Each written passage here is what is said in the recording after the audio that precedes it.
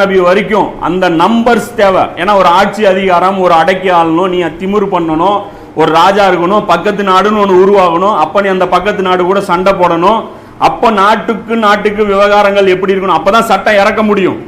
அப்போ அந்த தேவைப்பட்ட அந்த இடைப்பட்ட காலகட்டம் நீண்ட ஒரு காலகட்டம் எடுத்துக்குது. இது வரைக்கும் இந்த பூமியுடைய இமாமத்து யாருக்குங்கிறது முடிவு செய்யப்படல. இப்ராஹிம் நபி மரணிச்சதோட அப்படியே நிக்குது. இப்போ ரெண்டு கூட்டத்தினரை செலக்ட் பண்ணும். இப்ராஹிம் நபியுடைய ரெண்டு மகன்கள் வழியா ரெண்டு சந்ததி நல்லா பல்கி பெருகிருச்சு. அப்போ இந்த ரெண்டு சந்ததியில யாரை செலக்ட் பண்ணும் அப்படிங்கும் போதுதான் அல்லாஹ் செலக்ட் பண்றான். இஸ்ராயலின் மக்களே அல்லாஹ் செலக்ட் பண்றான். நான் உங்களுக்கு அளித்த என்னுடைய அருட்கொடையையும் உலகத்தார் அனைவரையும் விட உங்களை மேன்மைப்படுத்தியதையும் நினைவு கூறுங்கள். உங்களை எல்லாத்தோட நான் மேல வச்சேன், அதை செலக்ட் பண்ணுங்க. ஏன்னா இந்த பூமியுடைய இமாமத்து ஃபர்ஸ்ட் ஆப்ஷனா இப்ராஹிம் நபியுடைய அந்த மகனுக்கு போகுது.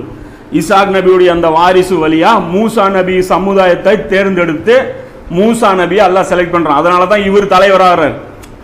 எதுக்கப்புறம், அதாவது நூ அலைஹிஸ்ஸலாம், இப்ராஹிம் நபி, அடுத்த தலைவர் யாரு? இசாக் வரல, யாக்கூப் வரல, யூசுப் வரல, எத்தனையோ நபிமார்கள் போயிருக்கிறாங்க, இவங்கெல்லாம் வரல. அடுத்த தலைவர் யாரு? மூசா நபி. ஏன்னா தீன் இங்கதான் ஸ்டார்ட் ஆகுது. அது வரைக்கும் ஆட்சி அதிகாரம்ங்கிறது சட்டம் அல்லாஹ் கையில எடுக்கவே இல்லை. ஏன்னா விட்டுட்டான்.